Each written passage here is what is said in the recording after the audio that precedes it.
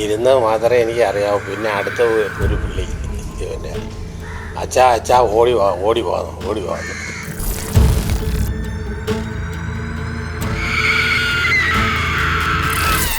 വിഷുവിൻ്റെ പിറ്റേ ദിവസം അവന് ഇങ്ങനെ ഈ ചെവി കുറേ പോയി ഇങ്ങനെ കഴുത്തിന് വെട്ടിയതാണ്. ഇപ്പം മോള് വരടാന്ന് ചോദിച്ചു. അപ്പുറം അകത്തുണ്ടെന്ന് ഇത്രേ പറഞ്ഞുള്ളൂ. ഞാൻ അകത്ത് കയറിയപ്പോൾ രണ്ടും കിടക്കുന്നു അപ്പുറമായിട്ട് അടുക്കളയിൽ തന്നെ.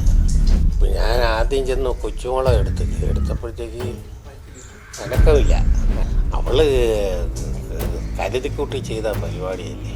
അവൻ്റെ വീട് അതിൻ്റെ തൊട്ടടുത്താണ്.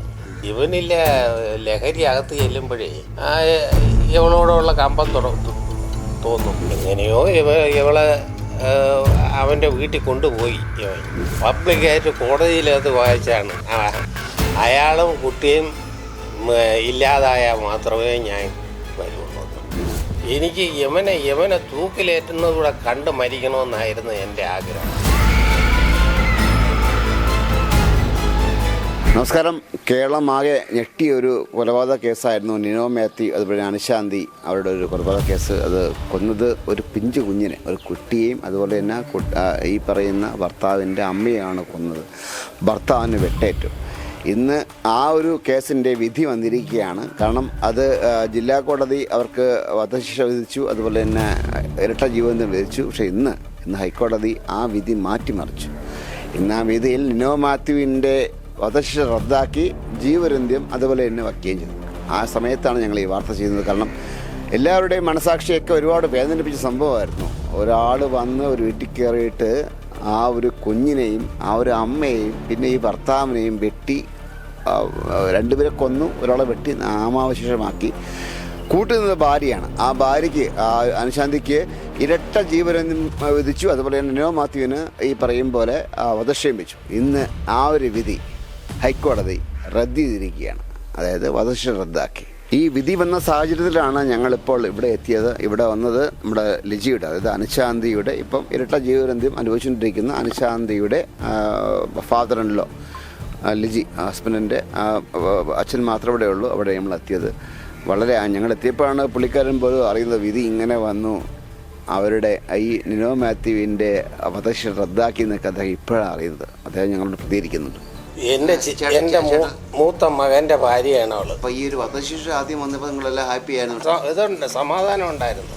എന്തായാലും നമ്മൾ ഇത്രയും ശ്രമിച്ചതിന് തക്കതായ ശിക്ഷ കിട്ടി എന്നൊരു ഇതുണ്ടായിരുന്നു. പക്ഷെ ഇപ്പോൾ അത് കുറഞ്ഞിരിക്കുകയാണ്. പിന്നെ കോടതി വിധിയെ നമുക്ക് ചോദ്യം ചെയ്യാൻ ഒന്നും അതിനെ വിശകലനം ചെയ്യാൻ നമുക്ക് പറ്റില്ല. അത് കോടതിയുടേതാണ്. അറിഞ്ഞായിരുന്നു വിധിയല്ലോ? അറിഞ്ഞായിരുന്നു? ഇല്ല, ഞാൻ അറിഞ്ഞില്ല. ചേട്ടാ, ഈ സമയത്ത് ആ സംഭവം നടന്ന സമയത്തുള്ള കാര്യങ്ങളൊന്ന് ഓർത്തെടുക്കാൻ പറ്റുമോ? ഓർക്കാൻ വയ്യാത്തെന്ത്. ഈ വീട്ടിൻ്റെ പണി അവർക്ക് വേണ്ടി പ്രത്യേകം അത് ഇതിൽ താമസിച്ചുകൊണ്ടിരിക്കുമ്പം ഈ വീട്ടിൻ്റെ പണി തുടങ്ങി. അവർക്ക് വേണ്ടി തന്നെ അവൻ്റെ പേരിൽ 10 സെൻറ്റ് സ്ഥലം ഇവിടെ വാങ്ങിച്ച് അനുശാന്തിക്ക് അവർക്ക് ഒരു പ്രത്യേകം വേണമെന്നുള്ള ഒരു തോന്നൽ വന്ന്. ഏതൊരു സാമ്പത്തിക ബുദ്ധിമുട്ടില്ലായിരുന്നു അവർക്കൊന്നും? അവർക്ക് കുഴപ്പമൊന്നും ഒരു സാമ്പത്തിക പ്രശ്നങ്ങളും ഇല്ലായിരുന്നു. എനിക്കും വൈഫിനും ജോലി ഉണ്ടായിരുന്നു. ഞങ്ങൾ അവരുടെ ജോലിയിൽ അവർക്കും 2 പേർക്കും ജോലി ഉണ്ടെങ്കിലും അവരുടെ 10 പൈസയും നമ്മൾ ചിലവിന് വാങ്ങിക്കുകയോ അല്ലെങ്കിൽ അവരെ ബുദ്ധിമുട്ടിക്കുകയോ ഒന്നും ചെയ്തിരുന്നില്ല. അങ്ങനെ ഇരുന്നപ്പോഴത്തേക്ക് അവർക്ക് എന്തായാലും പ്രത്യേകിച്ച് വേണമെന്നുള്ള ഒരു തോന്നൽ വന്നപ്പോൾ സംസാരം തുടങ്ങുന്നതിന് മുമ്പ് ഇവിടെ നിന്ന് 10 സെൻറ്റ് വാങ്ങിച്ച് അവനെയും കൊണ്ടുവന്ന് കാണിച്ച് ഇതിൽ കെട്ടിടം ചെയ്യാനുള്ള പരിപാടി തുടങ്ങി. അപ്പോൾ അവൻ അവിടെ ഇവിടെയാണ്, മൂഴിയാറിലാണ്. ഈ മകന് മൂഴിയാറിലാണ് ഇപ്പോൾ ഉള്ളത്. ഇവിടെ പോത്തങ്കോട്. ഈ ഒരു സംഭവം നടന്ന ദിവസം അത് ഓർത്തെടുക്കാൻ പറ്റുമോ? എന്താ സംഭവിച്ചെന്ന് പറയാൻ? ഈ ഒരു സംഭവം നടന്ന ദിവസം എന്ന് പറഞ്ഞാൽ ഒരു വിഷുവിൻ്റെ പിറ്റേ ദിവസമാണ്. 1-ാം തീയതി വിഷുവിന് 2 ദിവസമായിരുന്നു ആ വർഷം. അപ്പോൾ അതിൻ്റെ ഇവൻ വന്നില്ല. അതിൻ്റെ 2-ാം ദിവസമായിരുന്നു 1-ാം തീയതി. 1-ാം തീയതി ഇവിടെ വന്ന് ജോലിക്കാർക്കൊക്കെ ഞാൻ കൈനീട്ടവും കൊടുത്തിട്ട് പണിക്ക് കയറിയിട്ട് മുകളിലത്തെ നിലയിൽ കൺസ്ട്രക്ഷൻ പിന്നെ ഇത് കെട്ടിക്കൊണ്ട് നിൽക്കുകയാണ്. ലാസ്റ്റ് അന്നുകൊണ്ട് ഇത് കെട്ട് തീർന്നു, ചുടുകല്ല് കെട്ട് അന്നുകൊണ്ട് തീർന്നു. അപ്പോൾ ഞാൻ കൂടെ അവിടെ നിൽക്കുകയാണ്. എനിക്ക് ഷുഗറിൻ്റെ ശാലം തകരാറുണ്ട്. എങ്കിലും കാലത്തെ രാവിലെ ഇവ അവിടെ വന്ന് അറിയിക്കാതെ രാത്രി വന്നില്ലേക്കു. തലേദിവസമേ അറിയിച്ചില്ല. എന്ത് വിളിച്ചു, സാധാരണ വിളിച്ച് പറയും, ഒന്നീ മോളടുത്ത് വിളിച്ച് പറയും. ഫോൺ വരുമ്പോൾ ലാൻഡ് ഫോണുണ്ട്, അവളടുത്ത് പറയും, ഇല്ല അമ്മയുടെ അടുത്ത് പറയും, ഇല്ല അവളടുത്ത് പറയും, അല്ലെങ്കിൽ എൻ്റെ 4 പേരിൽ ആരുടെയെങ്കിലും തലേദിവസം പറയും. അന്ന് എന്തോ അവന് തോന്നി, അവൻ പറഞ്ഞില്ല. അപ്പോൾ ഞങ്ങൾ മോളും തള്ളയും ആഹാരം കഴിച്ച് അവരങ്ങ് റൂമിൽ കയറി കിടന്നു, ഉറങ്ങിയൊന്നുമില്ല. കയറി ഉടനെ തന്നെ ഇവൻ വാതിലിൻ്റെ അവിടെ. ഇപ്പം ഞാനും വൈഫും കുറേ നേരം TV കണ്ടുകൊണ്ടിരിക്കും, എന്നിട്ട് കിടക്കും. അത് കഴിച്ചൊന്നുമില്ല, അങ്ങനെ ഇരുന്ന്. അപ്പോൾ കാണാം ഇവൻ വാതിലിൻ്റെ അവിടെ വന്ന് നിൽക്കും. പെട്ടെന്നില്ല കണ്ടപ്പോഴത്തേക്ക് ഒരു ആള് എന്നും. അപ്പം ഞാൻ അവിടെ ഇരുന്നുകൊണ്ട് വിളിച്ച് പറഞ്ഞ, മക്കളെ ഇതാ ഒരു കള്ളം വന്നിരിക്കുന്നു. കള്ളാൻ തോന്നി, പെട്ടെന്ന് അങ്ങനെ ഒരു തോന്നി. പക്ഷേ കള്ളനാണെന്നും എല്ലാ ഇതിലല്ല പറഞ്ഞത്. ഇവള് വന്ന് നോക്കട്ടെ എന്ന് വിചാരിച്ച് മക്കളെ ഒരു കള്ളം വന്നിരിക്കുന്നു. അമ്മയും കുഞ്ഞും ഉണ്ട് അതിനകത്തല്ലേ? ഓടിയുണ്ട്, കുഞ്ഞുണ്ട്, അനുശാന്തിയും മോളും അതിനകത്തുണ്ട്, റൂമിനകത്ത്. ഞാനും അവളും വെളിയിൽ ഫ്രണ്ടിലും ഉണ്ട്. മോള് വെക്കം ഓടി വന്ന് നോക്കിയപ്പോൾ ഇവനാണ്. ഓക്കം ചെന്ന് കട്ടി പിടിച്ച് വളരെ സന്തോഷമായി അവൾക്ക്, അറിയിക്കാതെ വന്നതുകൊണ്ട്. മനസ്സിലായില്ലേ? അപ്പോൾ അന്ന് ഇന്ന് വന്നത് ലിജു, മകൻ വന്നാണ്, അറിയിക്കാതെ അന്ന്. അപ്പോൾ പിറ്റേന്ന് കാലത്ത് ഞാൻ ഇവർ എണീറ്റില്ല. ഇവൻ്റെ നെഞ്ചിൽ കയറിയിരിക്കണ് മോള്. അപ്പോൾ ഞാൻ പറഞ്ഞു, എടാ ഞാൻ അങ്ങോട്ട് പോവുകയാണ്, നീ അങ്ങോട്ട് വാ എന്ന് പറഞ്ഞിട്ട് ഞാനിങ്ങോട്ട് പോന്നു. അപ്പോൾ നിങ്ങൾ അവിടെ നിന്ന് ഇങ്ങോട്ട് പോന്നു, ചേട്ടൻ അവിടെ ഈ പറഞ്ഞ ആലങ്കോടത്തെ വീട്ടിൽ നിന്ന് ചേട്ടൻ ഇങ്ങോട്ട് പോകുന്നു അല്ലേ? ഇവിടെ വന്ന് പണിയൊക്കെ തുടങ്ങി. ഉച്ചയായപ്പോഴത്തേക്ക് അപ്പം അമ്മ ഉള്ള ദിവസം എനിക്ക് ഒന്നീ ചോറ് കൊണ്ടുവരും, ഇല്ലെങ്കിൽ ബൈക്ക് കൊണ്ടുവന്ന് എന്നെ കൊണ്ടുപോയി ചോറ് തിന്നിട്ടേ വിടുള്ളൂ. അപ്പം ഇത് അന്ന് വന്നില്ല, വരാറായതേ ഉള്ളൂ, 12:30 ആയതേ ഉള്ളൂ. ഈ സംഭവ ദിവസത്തിൻ്റെ കഥയാണ് ചേട്ടൻ പറയുന്നത്. അന്ന് 12:30 ആയതേ ഉള്ളൂ. അപ്പോൾ അവരുടെ പാരപ്പറ്റ് കെട്ടി തീർന്നു, 2ാം നിലയിലെ പാരപ്പറ്റ് കെട്ടി തീർന്നു. അപ്പോൾ എൻ്റെ അടുത്ത് ഞാൻ പറഞ്ഞു, ഞാൻ എന്നാൽ താഴോട്ട് പോട്ടെന്ന് പറഞ്ഞു. അപ്പോൾ എനിക്ക് ഒന്ന് ഇരിക്കണം, ഇവിടെ കസേര ഇട്ടിട്ടുണ്ട് ഇതിൻ്റെ അകത്ത്.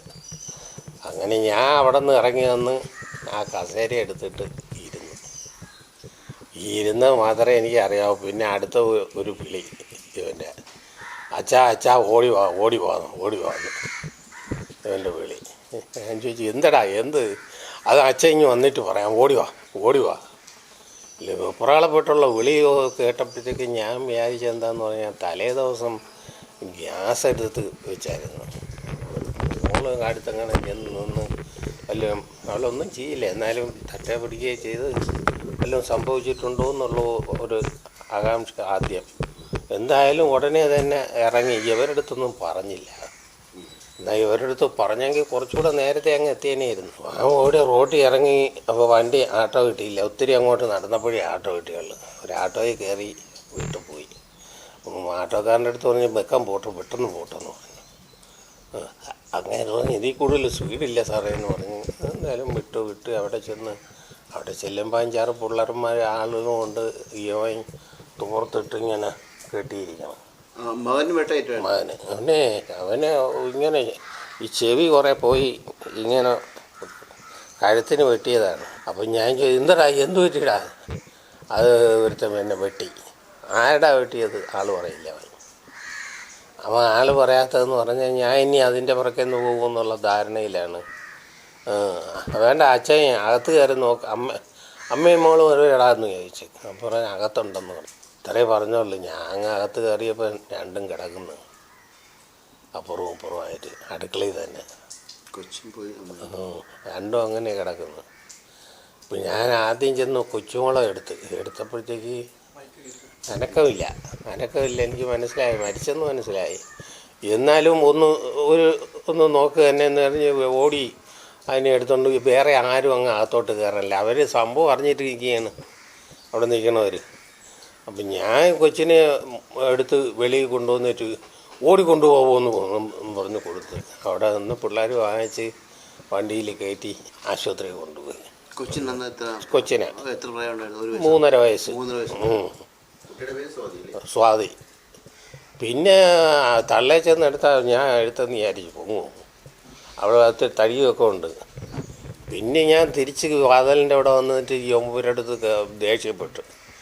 അപ്പോഴേക്കും എൻ്റെ ഒരു ശേഷാറിന് അവിടെ എത്തി. അന്നേരം വന്നില്ല ഞാൻ ചെല്ലുമ്പോൾ. അപ്പോൾ എൻ്റെ ശേഷാറിനും അവിടെ കൂടി നിന്ന പിള്ളേരും കൂടെ വന്ന് എന്നെ സഹായിച്ച് പൊക്കിയെടുത്ത് വെളിയിൽ കൊണ്ടുവന്നു.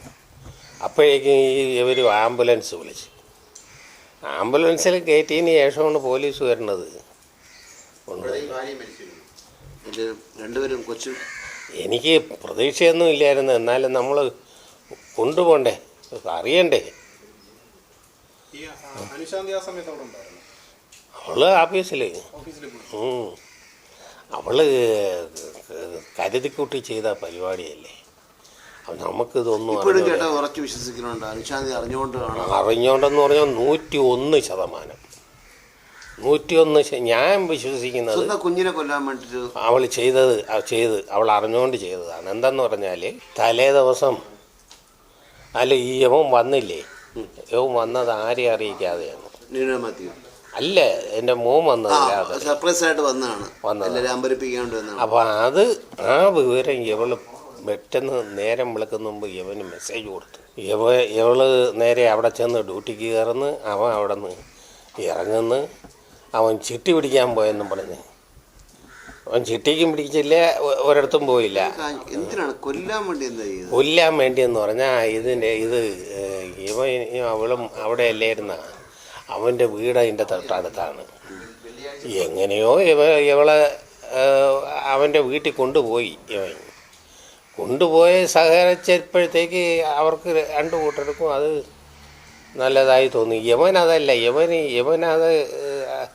അവൻ ഇതിന് അഡിക്റ്റാണ്, ലഹരിക്ക് അഡിക്റ്റാണ്. അവൻ ഇവളെ കൂടെ ഇരുന്ന ഒരു പെണ്ണിനെ തന്നെയാണ് കെട്ടിയത്. 2 അപ്പുറം ഇരുന്ന പെണ്ണ്, അതിലൊരു ചെറുക്കനും ഉണ്ട്. ചേട്ടാ എന്തെങ്കിലും കാര്യം അന്വേഷിച്ചിട്ടുണ്ടോ? കാരണം ഇവൻ എന്തെങ്കിലും മാനസിക പ്രശ്നം അവൻ ഒക്കില്ല. അത് ഇത് നോർമൽ പേഴ്സൺ ഒരിക്കലും കുഞ്ഞിനെയും ഒരു അമ്മയെന്ന് കൊല്ലാൻ പറ്റില്ല. അത് മാത്രമല്ല, അത് ഇവിടെ കയറിയിട്ടേ ഇത് വരുന്നതിന് മുമ്പ് ഇവൻ വന്നിട്ട് ഇവിടെ വന്നിട്ട് വിളിച്ചു മിസ്സിൻ്റെ ഫോണിൽ. അപ്പോൾ അവൾ ഈ വീടൊക്കെ പണി ചെയ്യുന്നതുകൊണ്ട് ഞാൻ നേരത്തെ പറഞ്ഞിട്ടുണ്ട്, ആരും വന്നാൽ തുറക്കരുത്, ആരും പരിചയമില്ലാത്ത ഒരുത്തരും വന്ന് വീട് തുറക്കരുതെന്ന്. അപ്പോൾ ഇവിടെ വന്നപ്പോഴത്തേക്ക് ചോദിച്ചാൽ പറഞ്ഞ് ലിജീഷിൻ്റെ ആഫീസിൽ നിന്നാണ് കല്യാണം പറയാൻ വന്നതാണ്. അപ്പോൾ ഇവള് വിചാരിച്ച ആഫീസിൽ നിന്ന് വന്ന ഒരാളിനെ നിരസിച്ച് വിടുമ്പോൾ അത് മോശമല്ലേ എന്നും പറഞ്ഞാണ് തുറന്നത്. ഇവൻ കയറിയവനെ ഈ സ്റ്റിക്കർ കണ്ടുകൊണ്ട് കൊച്ചിനെ അടിച്ചപ്പോൾ ആണ് സംഗതി കുഴപ്പമായത്. ഇപ്പോഴും നിങ്ങൾ വിശ്വസിക്കുന്നുണ്ടോ അവരുടെ കൊച്ചിനെ കൊല്ലാൻ വേണ്ടിയിട്ടാണ് അവൻ വന്നതാണെന്ന്? കൊച്ചിനെ കൊല്ലാനല്ല, അതിനൊന്നും അതിനൊക്കെ ഇതിൽ ഒരുപാട് ചരിത്രമുണ്ട്. അതിന് യമനെ ലിജീഷിനെയും കൊച്ചിനെയും കൊല്ലാനാണ് ഒരു അവൻ വന്നത്. ഒരു കൊച്ചിനെ കൊല്ലാൻ ഒരു അമ്മ പറയൂ? വ്യക്തമായിട്ട് ആ മെസ്സേജ് ഇവർ പോലീസുകാരെടുത്ത് കോടതിയിൽ വായിച്ചതാണ്. കോടതിയിലേ പബ്ലിക്കായിട്ട് കോടതിയിലത് വായിച്ചാണ്. അയാളും കുട്ടിയും ഇല്ലാതായാൽ മാത്രമേ ഞാൻ വരുള്ളൂ എന്ന് ഇവർ പറഞ്ഞതാണ്. അത് എന്താണെന്ന് പറഞ്ഞാൽ ഇതിൻ്റെ എക്സ്പെർട്ടുകൾ ആയതുകൊണ്ട് മെസ്സേജുകൾ അങ്ങോട്ടും ഇങ്ങോട്ടും കൊടുത്തു കഴിഞ്ഞാൽ അതിനെ ഒരിടത്തേക്ക് മാറ്റിയിടും. പെട്ടെന്ന് ഒരാൾ ഫോണെടുത്താൽ കണ്ടുപിടിക്കാൻ പറ്റത്തില്ല. ഇത് പോലീസിൽ അവർക്ക് അതിൻ്റെ വകുപ്പുകാർക്ക് മാത്രമേ അത് ട്രേസ് ഔട്ട് ചെയ്യാൻ പറ്റുള്ളൂ. അങ്ങനെ എടുത്തതാണ്, ഇല്ലെങ്കിൽ അറിയാൻ പറ്റില്ല. ഇവനില്ല ലഹരി അകത്ത് ചെല്ലുമ്പോഴേ ഇവളോടുള്ള കമ്പം തോന്നും. അപ്പോൾ എന്തു വേണമെങ്കിലും ചെയ്യും, എന്തും പറയും. ഇത് ഇവള് ഇങ്ങനെ സംഭവിച്ചതാണ്. ചേട്ടാ ഒരു കാര്യം കൂടെ ചോദിക്കട്ടെ. ഇപ്പോൾ ഈ പറയുന്ന ചേട്ടൻ്റെ മകൻ്റെ അവസ്ഥയാണ് ചേട്ടൻ പറയുന്നത്. ചേട്ടൻ്റെ വൈഫ് പോയി, മകൻ്റെ കൊച്ചു പോയി, ഈ പറയുന്ന അവർ ജയിലിലായി. ഇപ്പോൾ പറയുന്നുള്ള കാര്യം എന്ന് വെച്ചാൽ ഈ അയാളുടെ നിനോ മാത്യുവിൻ്റെ വധശിക്ഷ റദ്ദാക്കി. ചേട്ടൻ ഒരു മനുഷ്യന് നഷ്ടപ്പെട്ടത് സ്വന്തം ഭാര്യയും സ്വന്തം കൊച്ചുമോളെയാണ്. മകൻ്റെ ജീവിതം പോയി. അങ്ങനെ ഒരു അവസ്ഥയിൽ നിൽക്കുന്ന ചേട്ടൻ ഇപ്പോഴത്തെ വിധി എങ്ങനെ കാണുന്നു? എങ്ങനെ? എനിക്ക് യമനെ തൂക്കിലേറ്റുന്നതൂടെ കണ്ട് മരിക്കണമെന്നായിരുന്നു എൻ്റെ ആഗ്രഹം. അത് സാധിച്ചില്ല. യവനെ ഇത് രണ്ടും ഇപ്പോൾ പറഞ്ഞ കണക്ക് അവർ ശരിയായ ശിക്ഷ അനുഭവിക്കണമെന്നുള്ളത് അതിനു വേണ്ടി മാത്രം ജീവിക്കുകയാണ് ഞാൻ. വേറെ ഒന്നുമില്ല, എനിക്ക് വേറെ ഒന്നുമില്ല, ഒരു കാര്യവുമില്ല. ഇന്നിപ്പം ഞാൻ ഒറ്റയ്ക്കാണ്, ജീവിക്കാൻ പെൻഷനുണ്ട്, ആവശ്യം പോലെ പൈസയുണ്ട്. പക്ഷേ ദുരന്തം ഒന്നും ഒരു അതല്ല. കാരണം ഞങ്ങൾ ഭാര്യയും ഭർത്താവും എന്ന് പറഞ്ഞാൽ അങ്ങോട്ടും ഇങ്ങോട്ടും അടിവും കൂടി വെള്ളവും അടിച്ച് അങ്ങനെ ഇങ്ങനെ ജീവിച്ചവരല്ല. എങ്കിൽ ഇതൊന്നും ഉണ്ടാവില്ല. എൻ്റെ മക്കൾക്ക് ആവശ്യത്തിനെല്ലാം ഞാൻ ഉണ്ടാക്കിയിട്ടിട്ടുണ്ട്. പക്ഷേ അതൊന്നും അനുഭവിക്കാനുള്ള ഇല്ലാതെ ദുരന്തം. മകൻ്റെ അവസ്ഥ എങ്ങനെയാണ്? വേറെ കല്യാണം കഴിച്ചു? അവനെ കൊണ്ട് ഞാൻ നിർബന്ധിച്ച് ഓരോ കല്യാണം കഴിച്ചു. കൊച്ചാ പോയത്. അത് കൊച്ചെന്നുള്ള മാത്രമല്ല, കുട്ടി, പിന്നെ ഭാര്യ അങ്ങനെ പോയി, പിന്നെ തള്ള പോയി, അമ്മ പോയി. അവനാണെങ്കിൽ ഇങ്ങനെ അവൻ ഈ നല്ല വെട്ടാറ് കിട്ടിയത്. അവന് ഇവൻ അങ്ങോട്ട് കയറിയതും ഇവൻ രണ്ടെണ്ണത്തിന് ഇവനെ ഈ ലഹരിയാണെന്നുള്ളതിന് നല്ലൊരു ഇതാണ്. എന്താണെന്നറിയാം, ഇവൻ ഈ രണ്ടെണ്ണത്തിനെയും തീർത്തിട്ട് ഇവൻ 3/4 മണിക്കൂറോളം ഇവിടെ ഇരുന്ന് ഇവൻ ഇവിടെ വന്ന് ഇവളെ ഓമനേരെ ഫോണിന് തന്നെ ഇവനെ വിളിപ്പിച്ച് വിളിക്കാൻ പറഞ്ഞു അവനടുത്ത്. വെട്ടുന്നതിന് മുമ്പേ ഇവനെ വിളിച്ച് വരായി. അപ്പോൾ അവൻ പറഞ്ഞു, ഞാൻ ഇവിടെ ഫൈനാൻഷ്യൽ എൻ്റർപ്രൈസസിൽ നിൽക്കുകയാണ്, ഇങ്ങോട്ട് വാ, നമുക്കിവിടെ വെച്ച് സംസാരിക്കാം. എന്നിട്ട് അവൻ പോയില്ല. ഇവരെ രണ്ടുപേരെയും തീർത്തിട്ട് അത്രയും സമയം വരുന്നത് വരെ അവൻ ഇവിടെ കാത്തു നിന്ന് ഇവനെ കൊല്ലാൻ വേണ്ടിയിട്ട്. അപ്പോൾ വന്ന്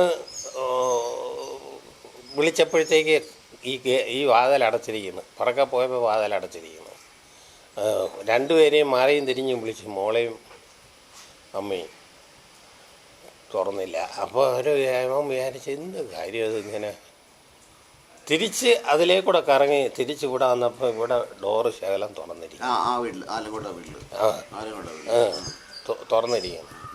അപ്പോൾ ആ തുറന്നിരുന്നപ്പോൾ ഞാൻ വിചാരിച്ച മോള് കളിപ്പിക്കാൻ വേണ്ടി എന്നെ ഉണ്ടായിരുന്നതാണോ ലിജീഷ്. ഇവ എന്ത് ചെയ്ത് ഡോറിങ്ങനെ തുറന്ന് ഒരു കാലങ്ങെടുത്ത് വെച്ചപ്പോൾ തന്നെ ഫസ്റ്റ് വെട്ട് കിട്ടി. അപ്പോൾ കയറുന്നതിന് മുമ്പ് വെട്ട് കിട്ടിയതുകൊണ്ട് അവൻ രക്ഷപ്പെട്ടു. ഇല്ലെങ്കിൽ പോയനായിരുന്നു. അവൻ്റെ കയ്യിൽ ആയുധം ഇരിക്കുകയാണ്, അവൻ്റെ കയ്യിലൊന്നുമില്ല. ഇവൻ പിന്നെ അവിടെ നിന്ന് ഞാൻ വീട് കൺസ്ട്രക്ഷൻ്റെ 50,000 രൂപ ബാങ്കിൽ നിന്ന് എടുക്കാൻ പറഞ്ഞ് എടുത്ത് ചിട്ടി അടച്ചിട്ട് വന്ന വഴിയാണ്. ആ പൈസ ഇവിടെ കിടക്കുകയായിരുന്നു. DOSP ആണ് എടുത്ത് കയ്യിൽ വെച്ചിരുന്നത്, പിന്നെ തന്നത്. അപ്പോൾ അവൻ ഈ 3/4 മണിക്കൂർ നിൽക്കണമെന്നുണ്ടെങ്കിൽ ലഹരിയിലല്ലെങ്കിൽ അവൻ രണ്ടെണ്ണത്തിൻ്റെ ഒരു മനുഷ്യന് പറ്റുമോ? ഏതൊരു കടുകിട ഉള്ള മനുഷ്യനായാലും പറ്റില്ല. അതാണ് പറഞ്ഞത്, അവൻ അതിന് അഡിക്റ്റാണ്. അവന് ഇതല്ല, അവനെ തൂക്കിയായിരുന്നു വേണ്ടത്. ഞാൻ ചോദിക്കട്ടെ ചേട്ടാ, ഈ പറയുന്ന പോലീസുകാരൊക്കെ സഹായമായിരുന്നു, വളരെ ആത്മാർത്ഥമായിരുന്നു. അവരിവിടെ വന്ന താമസിച്ചെങ്കിലും വന്നതിന് ശേഷം ഈ കുഞ്ഞിന് കണ്ടതിന് ശേഷം അവരെല്ലാ കാര്യത്തിലും നമ്മളോട് വളരെ സഹകരിച്ചാണ്. ഒരു പരാതിയും പറയാൻ പറ്റില്ല. ന്യായമായിട്ട് പ്രതാപൻ സാറൊക്കെ വളരെ ഇതായിരുന്നു എല്ലാവരും. ചേട്ടൻ, അവസാനം ഒരു ചോദ്യം. അതായത് ഈ ഒരു വധശിക്ഷ റദ്ദാക്കി, റദ്ദാക്കി, ഒരച്ഛൻ, ഒരപ്പൻ, ഒരു ഭർത്താവ്, അങ്ങനെ കുറേ കാര്യങ്ങളുണ്ട്. അവിടെയൊക്കെ നഷ്ടങ്ങളാണ് സംഭവിച്ചത്. ചേട്ടൻ എന്താ പറയുന്നത്? ഞാൻ പറഞ്ഞില്ലേ, എൻ്റെ ജീവിതമേ അവർ കൊണ്ടുപോയവൻ. എൻ്റെ ജീവിതം ഞാൻ അതുവരെ ജീവിച്ചേ ഉള്ളൂ. ഇപ്പം അത് എൻ്റെ ജീവിതമല്ല. ഇങ്ങനെ ചത്തതിനൊപ്പം ജീവിച്ചു പോകുന്നു എന്ന് മാത്രമേ ഉള്ളൂ. വയസ്സ് 72 കഴിഞ്ഞ്. മകൻ്റെത് ഒരു നിർബന്ധിച്ചൊരു പെൺകൊച്ചിനെ കെട്ടിച്ച് അതിലിപ്പോൾ ഒരു കുട്ടിയും ഉണ്ട്. അങ്ങനെ പോകണം. ആ ദുരന്തത്തിൽ നിന്ന് അവൻ മുക്തനല്ല, ഇതുവരെയും ഇല്ല. അല്ല, അതുപോലെ ഈ വെട്ടുകൊണ്ടിലും ഒക്കെ പിന്നെ ഫിസിക്കലി ഇത്തിരി ബുദ്ധിമുട്ടുകളൊക്കെ ഉണ്ട്. അത് എനിക്ക് അറിയാവുള്ളൂ. ഇനിയിപ്പം വരുമ്പോലെയൊക്കെ പറ്റല്ല ഇപ്പം ചെയ്യണത്. ഈ വധശിക്ഷയെ പറ്റിയിട്ട് ഒരുപാട് അഭിപ്രായങ്ങളുണ്ട്. അങ്ങനെ വേണ്ടിയില്ല, വധശിക്ഷ വേണ്ട എന്നൊക്കെ പറയുന്ന ആൾക്കാരൊക്കെ ഒരുപാടുണ്ട്. അങ്ങനെ ചർച്ചയൊക്കെ നടക്കുന്ന സിനിമ അവർ ഇറങ്ങിയിട്ടുണ്ട്. പക്ഷേ ഇപ്പോൾ നമ്മളുടെ കേരള ജനത മൊത്തം ഞെട്ടിച്ചൊരു സംഭവമാണ് നിനോ മാത്യു, അതുപോലെ തന്നെ ഈ അനുശാന്തിയുടെ ഒരു സംഭവം. അത് ഒരു കൊച്ചു കുഞ്ഞിനെയും ഒരു അമ്മയും ആണ് കൊല ചെയ്യപ്പെട്ടത്. ഭർത്താവിനെ വെട്ടിക്കൊലപ്പെടുത്താൻ ശ്രമിച്ചു, അത് രക്ഷപ്പെട്ടു. ഇപ്പോൾ ആ വധശിക്ഷയിൽ നിന്നും നിനോ മാത്യു രക്ഷപ്പെട്ടിരിക്കുകയാണ്. ഈ വിഷയം ചർച്ച ചെയ്യാൻ ഞങ്ങൾ പ്രേക്ഷകരിലേക്ക് വിടുകയാണ്. അഭിപ്രായം പറയേണ്ടതൊക്കെ പ്രേക്ഷകരാണ്. മണനാൾ മലയ്ക്ക് വേണ്ടി ക്യാമറമാൻ ബിപിൻ വേണുവിനൊപ്പം ശ്രീതുമാരാർ സൈനിങ് ഓഫ്.